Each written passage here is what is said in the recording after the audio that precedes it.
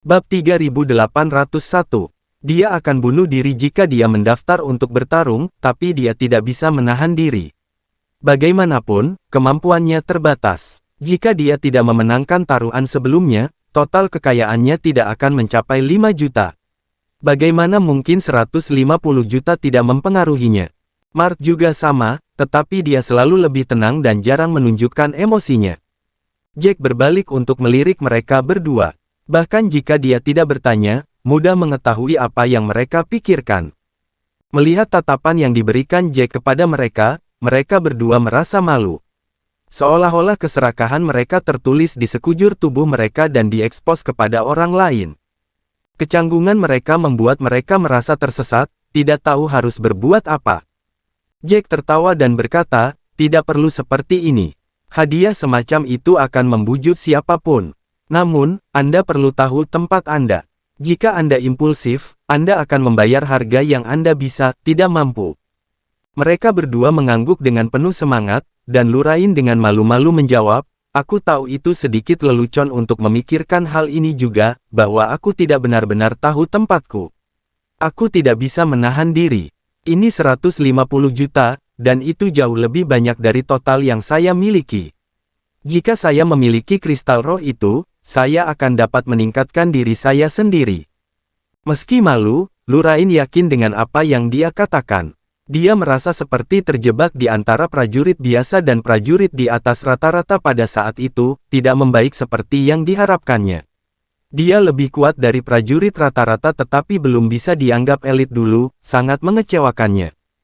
Pikiran ini semakin kuat setelah mereka datang ke Violet City. Itu seperti api yang akan membakar seluruh tubuhnya, dan rasanya mengerikan. Violet City bukanlah tempat di mana prajurit seperti dia bisa berjumlah banyak. Sejak dia melangkah ke kota Violet, apakah itu aula tangkap, aula pembunuhan, atau bahkan hanya mendengar tentang tantangan lainnya, Lurain merasa mudah terombang-ambing oleh godaan. Namun, dia tidak berani mencoba. Dia bahkan tidak berani mendaftar. Dia terlalu lemah. Hanya prajurit yang benar-benar berada di eselon atas yang memiliki nyali untuk mendaftar. Aula tangkap biasanya tidak mengancam nyawa siapapun selama mereka cukup cepat untuk menghindari serangan apapun. Dengan sedikit keberuntungan, mereka akan selamat. Bahkan jika seseorang tidak bisa mendapatkan poin kehidupan yang cukup untuk mendapatkan harta apapun, dia setidaknya akan mendaftar. Lurain dan Mark hanya menjadi penonton sepanjang waktu, diam-diam menyaksikan orang lain mencoba tantangan. Tentu, mereka tidak terluka saat duduk di tribun, tapi rasanya mencekik. Karena itu, Lurain mulai goyah ketika dihadapkan dengan hadiah yang begitu besar. Meskipun Mark tetap diam berdiri di sampingnya, Lurain bisa merasakan bahwa Mark juga merasakan hal yang sama. Keduanya terjebak di tempat yang canggung. Mereka tidak cukup kuat, tetapi mereka tidak mau menonton seperti prajurit biasa. Tetap saja, mereka tidak berani menantang apapun seperti yang dilakukan para prajurit yang lebih kuat. Perasaan mencekik ini membuat saraf mereka tegang. Jack mengangkat alis dan berkata, "Saya tahu apa yang Anda berdua pikirkan, tetapi hidup Anda lebih penting, menurut saya. Anda perlu memahami urutan yang benar. Jika Anda memiliki hadiah itu, Anda bisa naik level sendiri." Petik 2. Bab 3802. Tentu saja, pertama-tama kamu harus bisa mendapatkan hadiah itu. Baru setelah itu kamu bisa membeli harta yang kamu butuhkan dan meningkatkan keterampilanmu. Sampai sekarang, kamu tidak memiliki keterampilan untuk mencapai itu, sama sekali. Bergabung dengan keadaanmu saat ini sama dengan bunuh diri. Lurain terkejut dengan penjelasan Jack dan menggosok hidungnya dengan canggung. Kata-kata Jack menghilangkan impulsifnya, dan dia ada benarnya. Dia harus cukup mampu untuk mendapatkan hadiah itu, dan mendengar ini dari Jack menghancurkan mimpinya. Lurain tidak senang mendengar ini, tetapi dia menekan perasaan negatif yang menggelegak di dalam dirinya dan kembali ke keadaan semula. Diskusi di sekitar mereka semakin keras, dan setelah 10 menit, ketiga peserta akan dikirim ke ruang terisolasi untuk tantangan tersebut. Karena ada jeda, Jack mengambil kesempatan untuk mengamati dan mencari tahu apa yang dia bisa. Dia berhasil menentukan aturan dari Killing Hall. Sebenarnya, aturan Killing Hall cukup sederhana, tapi hadiahnya yang baguslah yang membuatnya berbeda dan lebih menarik. Selain itu juga merupakan ujian bagi kemauan semua orang. Jack mendongak untuk melihat gulungan besar yang berada di atas tempat ketiga peserta berdiri.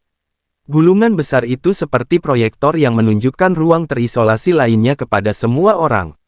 Gulungan besar itu memiliki 7 ruangan tersendiri di dalamnya. Setiap kamar adalah tantangan baru. Jika penantang ingin lewat, mereka harus membunuh para prajurit di kamar. Kamar-kamar diatur dalam urutan menurun. Bagian paling bawah memiliki total 4 kamar. Setiap kamar memiliki pejuang lapis baja yang tak terhitung jumlahnya di dalamnya. 2 kamar di tengah memiliki banyak pejuang lapis baja perak di dalamnya. Hanya ada 1 ruangan di atas dengan 1 petarung lapis baja emas menunggu di dalamnya. Petarung lapis baja emas itu sepertinya tidak terkalahkan pada saat itu, dan tidak ada yang bisa membunuhnya. Untuk membunuhnya, pertama-tama mereka harus membunuh petarung lapis baja di 2 kamar pertama, dan ada kristal energi di setiap kamar. Membunuh para prajurit di setiap kamar dan menghancurkan kristal energi di dalamnya akan melemahkan prajurit lapis baja emas 1 tingkat. Hanya dengan menghancurkan ke-6 kristal energi, kekuatan prajurit lapis baja emas akan cukup lemah bagi penantang untuk melawannya. Meski begitu, banyak prajurit yang mati demi prajurit lapis baja emas. Bahkan ada orang yang tidak tahu kekuatan mereka dan kalah melawan prajurit lapis baja perak. Bahkan ada orang yang mati untuk prajurit lapis baja juga. Tidak peduli apa, kesulitannya jelas terlihat oleh semua orang. Kualitas hadiah akan meningkat sesuai dengan kesulitannya, dan siapapun yang percaya diri dapat mendaftar. Namun, mereka perlu mengetahui bahaya yang akan mereka hadapi saat mendaftar juga. Saat tantangan dimulai, tidak ada yang bisa menyerah atau pergi sampai petarung lapis baja emas itu terbunuh. Ini berarti hasilnya hanya akan menjadi masalah antara kemenangan atau kematian. Namun, 60% penantang berhasil mendapatkan hadiah 150 juta pada akhirnya. Tentu saja, dari para prajurit yang berhasil menang, setengah dari mereka mengalami luka berat. Bahkan dengan imbalannya, mereka harus menghabiskan kekayaan mereka untuk membeli obat-obatan bermutu untuk menyembuhkan diri mereka sendiri. Selain ada lebih banyak orang yang mati di awal karena mereka belum memahami kesulitan aula pembunuhan, tingkat kematian selalu sekitar 30–40%. 1 akan mati setiap putaran. Bab 3803. Namun, angka kematian tidak pernah benar-benar menghalangi banyak penantang. Sebagian besar dari mereka masih merasakan dorongan untuk memperebutkan 150 juta kristal roh. Mereka bertiga telah pergi untuk mencari tahu aturan pada saat kedatangan mereka, tetapi mereka tidak dapat menyaksikan seberapa kuat ketiga petarung yang berbeda itu. Lurain mengangkat alis dan berkata, "Jack, apakah menurutmu aku bisa mengalahkan petarung lapis baja perak?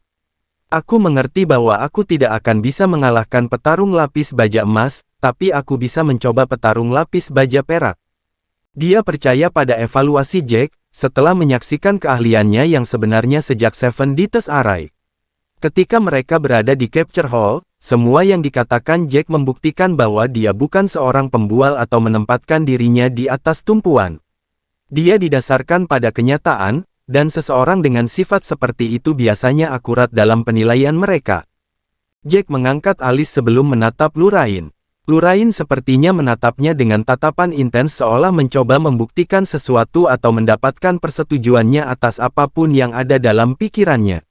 Namun, Jack biasanya tidak akan pernah berbohong kecuali keadaan mengharuskannya.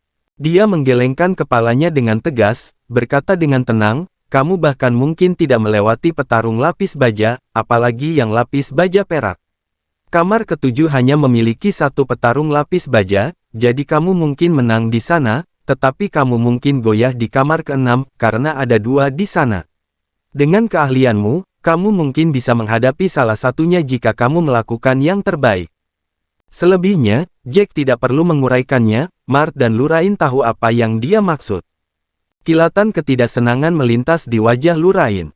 Setelah mendengar evaluasi ini, menganggap dirinya tidak seburuk yang dipikirkan Jack. Tentu saja, dia akan mengutuk orang lain jika mereka memberikan penilaian seperti itu, tapi ini Jack. Tidak peduli betapa tidak senangnya dia tentang hal itu, dia harus menerimanya. Namun, apakah dia begitu lemah? Apakah dia hanya bisa melewati kamar ke-7 dan akan kalah di kamar ke-6? Itu hanya membuatnya merasa sangat lemah. Mart menghela nafas, tidak mengatakan apa-apa. Lurain sedikit lebih kuat darinya, dan jika Lurain hampir tidak bisa melewati kamar ke-7, Mart tidak punya alasan untuk memikirkan kemungkinan untuk mendapatkan nasib yang lebih baik. Mengingat betapa rakusnya dia, rasanya seperti lelucon. Itu memang terlihat seperti dia bunuh diri, bukan? Sudah dimulai. Menurutmu siapa yang akan selamat kali ini? Seru seorang pendekar jangkung. Prajurit di sebelahnya sedang melihat penantang di tengah.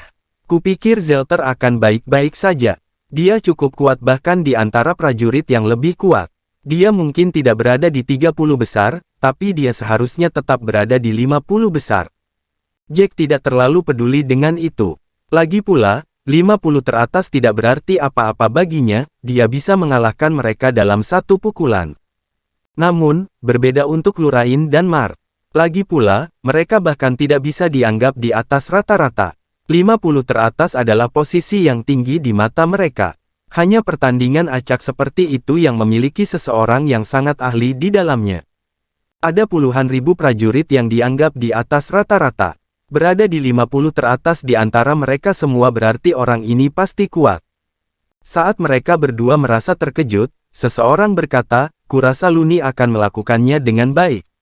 Aku pernah melihatnya bertarung, dan dia sepertinya selalu memiliki sesuatu yang lebih di lengan bajunya. Tidak ada yang tahu seberapa kuat dia sebenarnya. Ini waktu, dia pasti tidak akan menahan diri. Kalau tidak, aku ragu dia akan bisa menang." Bab 3804. Zelter dan Luni harus setara. Nah, ini pasti menarik, dan Wide tidak terlalu buruk juga. Mungkin mereka semua akan mendapatkan hadiahnya. Pikiran orang itu mendapat persetujuan dari beberapa penonton. Ketiga peserta tidak terlalu jauh dalam keterampilan dan berada di antara eselon atas, bahkan di antara prajurit di atas rata-rata. Mereka berbeda dari orang bodoh yang telah dibutakan oleh keserakahan, orang-orang ini percaya diri dengan keterampilan mereka. Mereka merasa akan bisa menang, dan mereka bertiga akan keluar pada saat yang bersamaan. Saat semua orang membicarakannya, arai transfer akhirnya diaktifkan. Ketiga tubuh mereka mulai kabur sebelum menghilang di depan semua orang, dikirim ke ruang terisolasi dan akan menghadapi tantangan mereka di 7 kamar.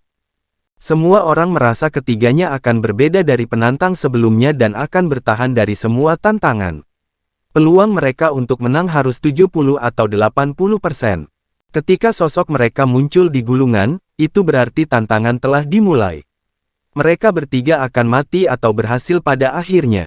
Sementara itu, semua orang menyaksikan dengan mata seperti elang. Kali ini, rombongan Jack kurang beruntung menemukan kursi kosong dengan semua kursi di tribun penonton terisi. Semua orang menatap tajam ke gulungan dan gambar yang berasal dari gulungan. Tidak ada yang bangun untuk meninggalkan tempat duduk mereka, jadi Jack, Lurain, dan Mart harus berdiri dan menonton. Ini tidak mengganggu Jack, tentu saja. Sebenarnya, Jack tidak pernah terlalu peduli apakah dia sedang berdiri atau duduk. Hanya mereka yang benar-benar ingin pamer yang bersikeras ingin duduk, seperti Perci sebelumnya. Para prajurit dari benua bintang bahkan memerintahkan prajurit lain untuk berdiri. Jack sudah mengubah penampilannya saat itu. Meski namanya telah tersebar, wajahnya belum terungkap. Selain itu, dia selalu menjaga profil rendah.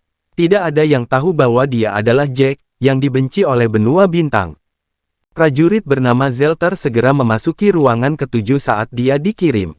Setiap kamar memiliki koridor di antara mereka. Jika mereka tidak memasuki ruangan, mereka tidak akan diserang oleh para pejuang. Para pejuang semuanya dibentuk dengan susunan dan tidak memiliki pemikiran individu. Mereka hanya akan menyerang mengikuti perintah tertentu, tapi mereka tetap tidak bisa diremehkan. Yang lain tidak masuk kamar dengan benar. Setelah dikirim dan malah menenangkan diri, bersiap untuk bertarung. Dari situ saja, terlihat jelas bahwa Zelter lebih percaya diri dibandingkan dua lainnya. Entah itu, atau Zelter sangat impulsif. Mart menghela napas. Mereka yang memiliki keterampilan berbeda, baiklah. Jika itu aku akan menghabiskan 10 menit di koridor untuk memastikan aku dalam kondisi terbaik sebelum aku memasuki ruangan untuk menantangnya. Kalau tidak, aku akan menjadi terlalu takut. Mart mengatakan yang sebenarnya, dan sebagian besar prajurit di sana akan melakukan hal yang sama. Jika dia seorang penantang, dia akan memilih untuk menenangkan diri sebelum bertarung. Lurain mengerutkan bibirnya dan berkata, "Aku tidak mendapatkan orang sepertimu, tapi itu menjengkelkan. Tidak bisakah kamu menenangkan diri sebelum susunan aktif? Kamu berdiri di susunan begitu lama. Meskipun penonton bisa mengganggu, Anda tidak perlu mendengarkan. Tidak bisakah kamu meluangkan waktu untuk menenangkan diri? Mengapa kamu harus menunggu sampai kamu berada di dalam untuk melakukannya? Sikap seperti itu akan membuatmu kehilangan kesempatan." Mendengar itu, wajah Mart memerah karena frustrasi. Mereka berdua tidak pernah akur karena mereka memiliki kepribadian yang berbeda dan cara yang berbeda dalam menghadapi berbagai hal. Lurian percaya orang-orang seperti Mart tidak akan pernah bisa berarti apa-apa. Mereka terlalu khawatir untuk kebaikan mereka sendiri. Bab 3805. Mart mencemooh dan berkata, "Kamu berbicara seolah-olah kamu sangat luar biasa. Itu tidak memprihatinkan, itu disebut berhati-hati. Kau benar bahwa kadang-kadang, orang-orang sepertiku kehilangan kesempatan, tapi kami jauh lebih mungkin untuk bertahan. Orang-orang sepertimu yang hanya tahu cara menagih dengan sembrono seringkali mati saat mereka mencari peluang. Apa gunanya bergegas masuk jika kamu bahkan tidak bisa bertahan? Apakah menjadi kerangka adalah tujuan akhirmu?" Mart tampaknya jauh lebih baik dalam berdebat, dan wajah Lurain memerah karena marah. Tangannya mulai gemetar, dan dia ingin mencengkeram kerah baju Mart. Namun, dia tidak berani melakukan apapun di depan Jack, jadi dia menggertakkan giginya dan berkata, "Cukup dengan omong kosongmu. Bukannya orang sepertiku tidak bisa berhati-hati, tapi hanya saja orang sepertimu berhati-hati, ketika kamu tidak perlu sama sekali. Orang-orang seperti kamu hanyalah pengecut." Jack mengerutkan kening sambil menghela nafas. Jika ini terus berlanjut, keduanya akan bertengkar selama setengah jam dan membuatnya kesal. Dia memutuskan untuk menghentikannya. "Kalian berdua harus memperhatikan para penantang sekarang. Apa gunanya berdebat? Bisakah kalian meningkat? Apakah kalian akan mendapatkan harta?" Saat dia mengatakan itu, mata Mart dan Lurain melebar saat mereka terdiam, menatap gulungan itu sekali lagi. Saat itu, Zelter sudah memasuki ruangan ketujuh. Itu cukup besar, sebanding dengan ukuran panggung di aula tangkap. Dia mengerutkan kening saat melihat petarung lapis baja yang berjarak 30 meter darinya. Armor petarung itu penuh dengan rune merah yang berkedip. Saat Zelter memasuki ruangan, mata dingin petarung itu bersinar merah dan menatap tepat ke arahnya. Petarung lapis baja itu menarik pedangnya dan mengambil posisi bertarung. Secara alami, Zelter tidak melambat sesaat saat dia memegang pedang merahnya. Energi berwarna merah mengalir di sekitar pedang, dan Zelter menyipitkan matanya dan bersiap untuk bertarung juga. Meski hanya ada satu petarung lapis baja di depannya, dia sama sekali tidak berani meremehkannya. Lagi pula, dia hanya melihat orang lain melawan mereka sebelumnya dan tidak pernah melakukannya sendiri. Dia tidak tahu seberapa kuat mereka. Dia akan menghadapi banyak dari mereka setelah yang satu ini.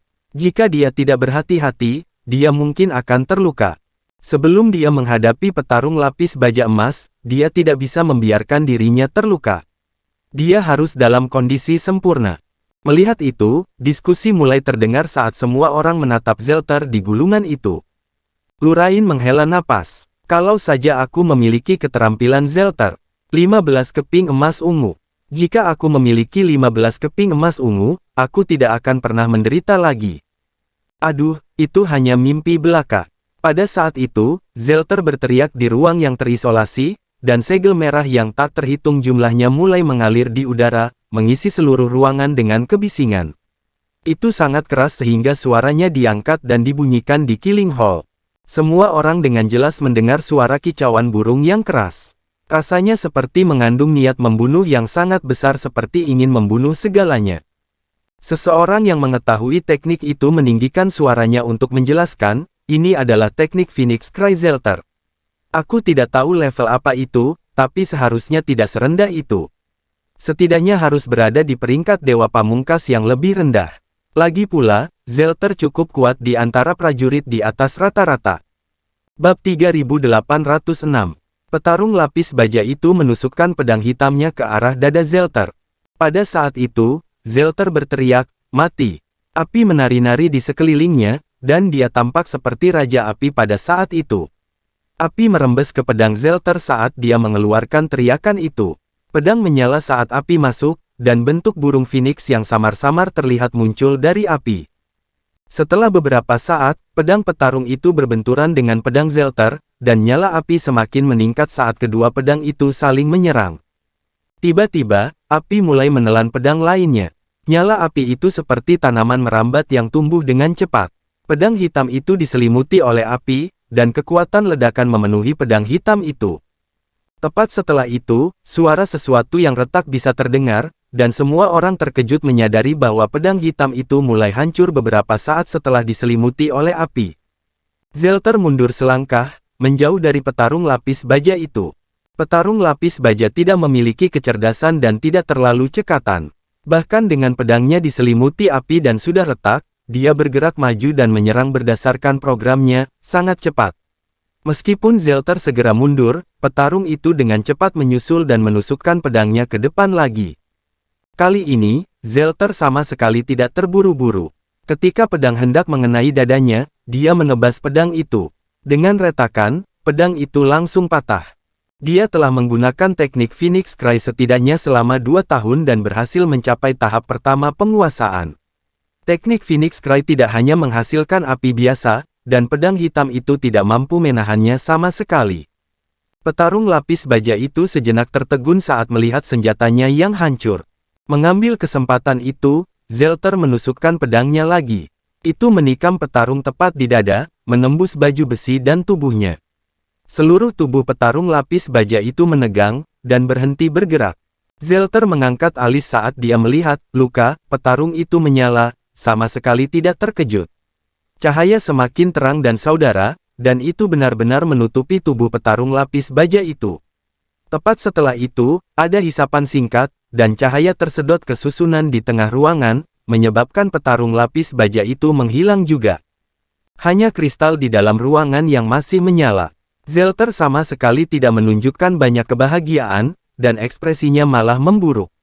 Tidak ada orang lain yang tahu apa yang dia pikirkan. Para penonton mulai berbicara tentang semua yang mereka lihat. Zelter cukup bagus. Dia menangani petarung lapis baja dengan sangat cepat. Saya pikir dia membutuhkan setidaknya beberapa serangan lagi, tapi dia menanganinya secara instan. Sepertinya dia akan bisa menang. Petik 2. Itu benar. Itu 15 keping emas ungu. Dengan begitu banyak emas ungu, dia bisa membeli apapun yang dia mau. Dia pasti akan menjadi lebih kuat tidak lama setelah ini. Dia bahkan mungkin mendapat kesempatan untuk pergi ke kota tingkat 1. Diskusi ada di mana-mana, dan hampir semua orang memiliki suara iri. Sementara itu, beberapa mencoba meremehkan.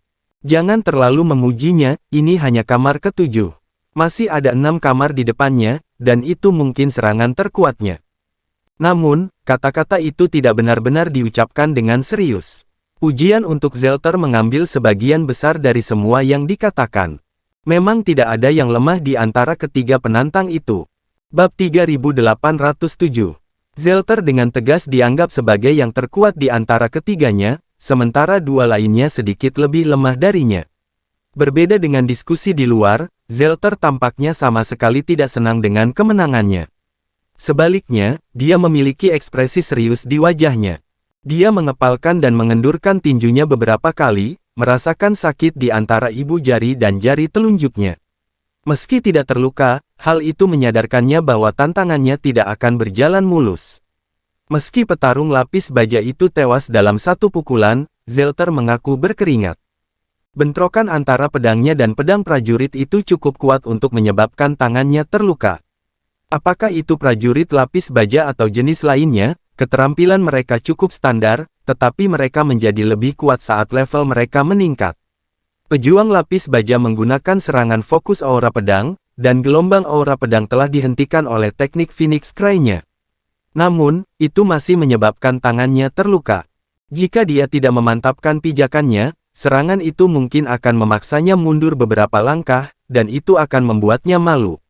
Situasi itu akan disiarkan ke semua orang melalui gulungan besar, dan situasi seperti itu mengejutkan kembali akan membuatnya tampak lemah.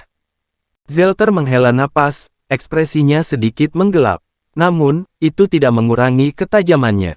Lagi pula, dia telah berhasil sepenuhnya memblokir serangan petarung itu.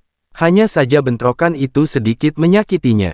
Zelter menarik napas dalam-dalam dan menenangkan diri sebelum dia menghancurkan kristal energi dengan tebasan dan berjalan ke kamar sebelah. Sementara itu, di ruang lain yang terisolasi, Luni telah menenangkan diri dan masuk ke kamar ketujuh. Tidak masalah kesulitan apa yang dipilih para prajurit, ruangan masih memiliki jumlah musuh yang sama. Luni dengan dingin menatap petarung lapis baja di depannya.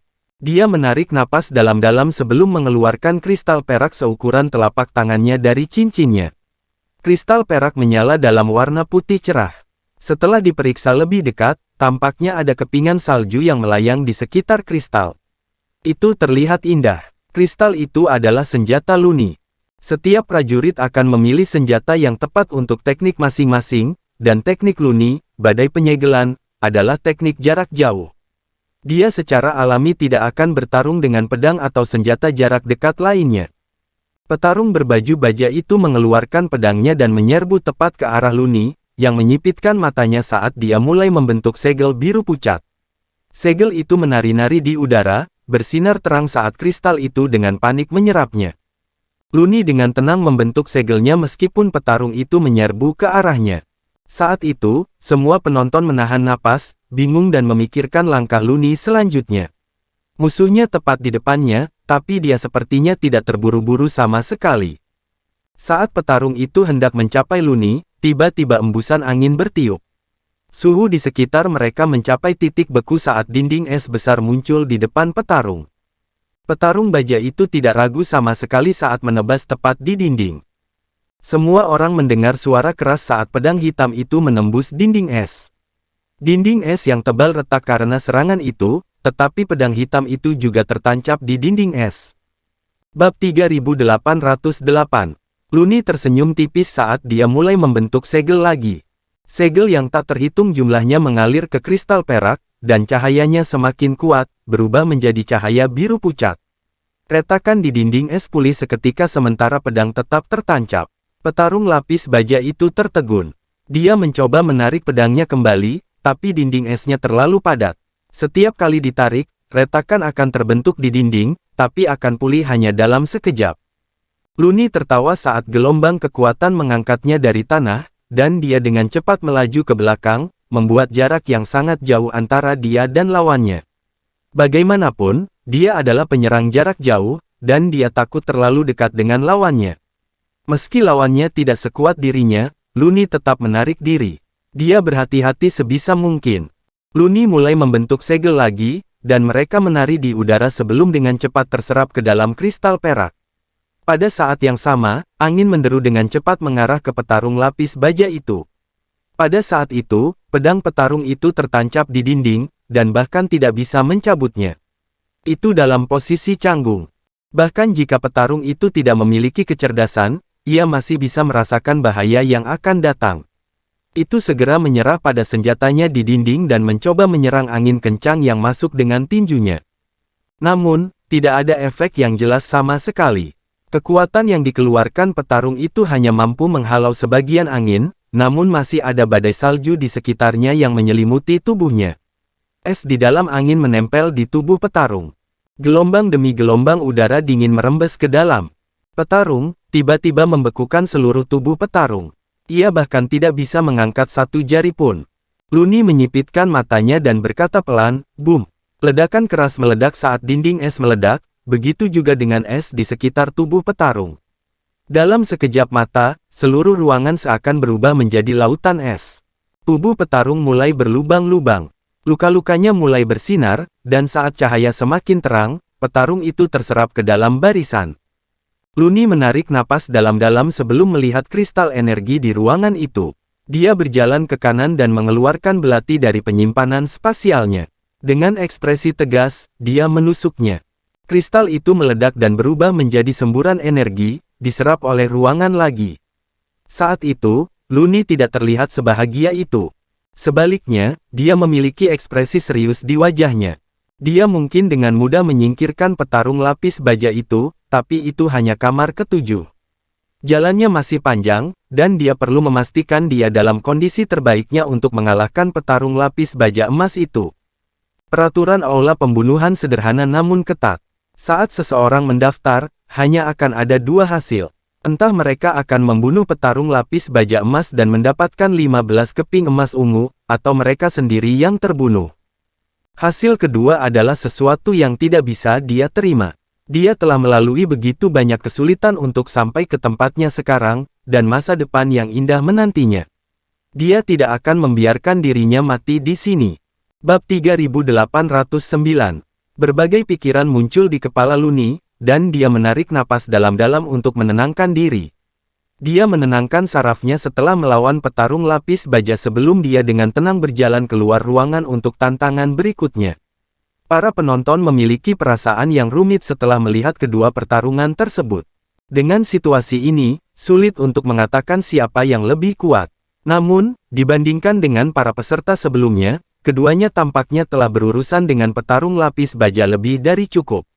Mereka kemungkinan besar akan bisa menang. Kerumunan itu iri. Lagi pula, jika mereka menang, itu akan menjadi 15 keping emas ungu di saku mereka. Itu bukan jumlah yang kecil, dan mereka akan dapat membeli banyak barang bagus untuk meningkatkan keterampilan mereka. Seorang pria berjanggut berkata dengan lantang, "Sudah kubilang dengarkan aku.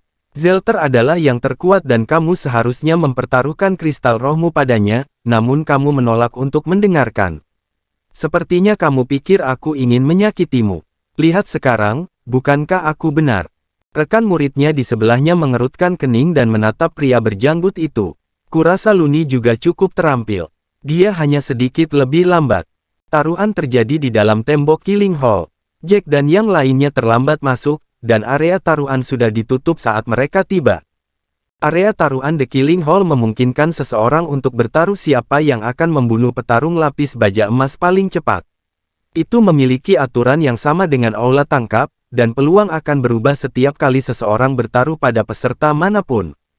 Peluang mereka bertiga sudah diturunkan menjadi sekitar 1,5. Meskipun kebanyakan dari mereka berpikir bahwa Zelter lebih baik, mereka masih memiliki reservasi. Sulit untuk mengatakan siapa yang akan menang, jadi beberapa dari mereka hanya bertaruh pada yang memiliki peluang terbaik. Pada akhirnya, sebagian besar peluang mereka hampir sama. Pria berjanggut itu mengerutkan kening, jelas tidak senang dia diajak bicara. Dia meninggikan suaranya dan berkata, "Sudah kubilang jangan keras kepala.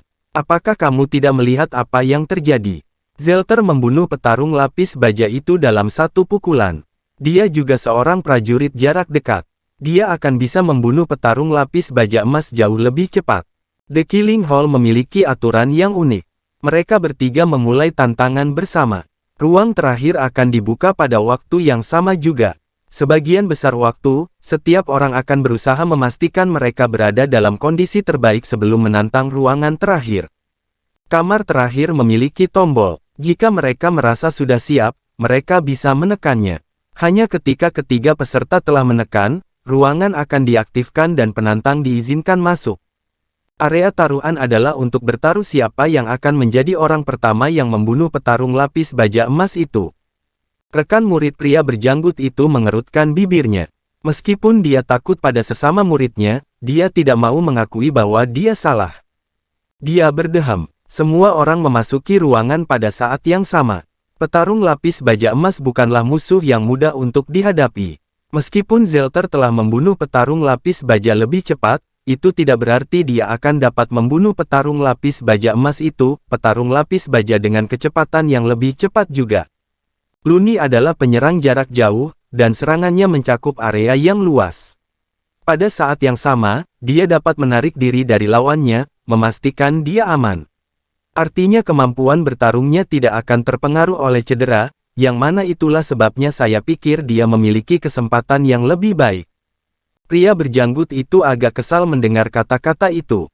Benar-benar omong kosong. Bahkan jika Luni adalah penyerang jarak jauh, itu tidak berarti dia akan aman dari cedera apapun. Penjelasanmu sangat keras kepala. Kecepatan petarung lapis baja emas jauh lebih cepat daripada dua lainnya. Bab 3810.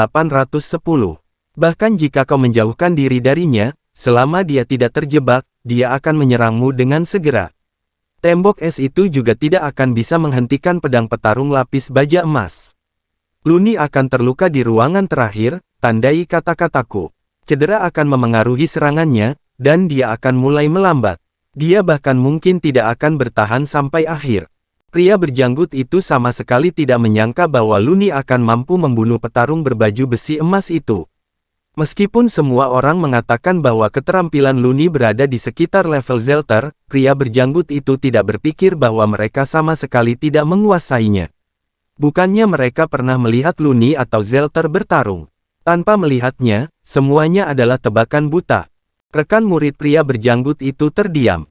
Dia merasa pria berjanggut itu berbicara terlalu gegabah dan bisa dengan mudah menyinggung seseorang. Luni mungkin bukan salah satu pejuang terbaik, tapi dia masih kuat. Bukannya dia yatim piatu tanpa teman juga. Mungkin ada beberapa murid Lunis di tribun penonton. Bahkan jika mereka lemah, mereka tidak akan mentolerir Luni dijelek-jelekkan dan seseorang mengatakan bahwa Luni akan mati. Bukankah itu hanya kutukan? Rekan murid pria berjanggut itu berkata tanpa daya, perhatikan apa yang kamu katakan.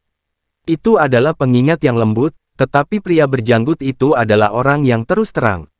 Dia sama sekali tidak mengerti apa yang rekan muridnya coba katakan. Sebaliknya, dia merasa seperti mencoba membungkamnya setelah gagal memenangkan pertengkaran. Tentu saja, dia tidak akan pernah membiarkan itu terbang. Dia mengusap janggutnya dengan marah dan berkata dengan sedih, Apa aku salah? Pada saat itu, seorang pria bermata sipit dengan dingin menatap pria berjanggut itu sebelum dia berteriak, kamu hanya berbicara omong kosong. Lihat dirimu di cermin sebelum berbicara. Beraninya kamu mengutuk Luni. Apakah kamu punya keinginan mati? Benar saja, pria berjanggut itu akhirnya menyinggung seseorang. Pria bermata sipit itu adalah sesama murid Luni dan juga bersahabat dengannya. Kata-kata pria berjanggut itu telah melewati batas. Jika itu orang lain, mereka tidak akan senang dengan peringatan itu tetapi akan tetap diam. Lagi pula, mereka tidak benar-benar menahan kata-kata mereka sebelumnya, dan merekalah yang mengatakan sesuatu yang menyinggung. Namun, pria berjanggut itu berpikiran sederhana dan pemarah. Kata-kata pria bermata sipit itu menyulut amarahnya. Dia berbalik untuk melihat pria bermata sipit itu. Apa yang kamu katakan, kamu orang gila? Apakah kamu hanya menyiratkan saya memiliki keinginan mati? Saya pikir Andalah yang muak hidup, dan kebenaran adalah kebenaran. Saya pikir Luni lebih lemah dari Zelter dan penyerang jarak jauh berada pada posisi yang kurang menguntungkan melawan petarung lapis baja emas.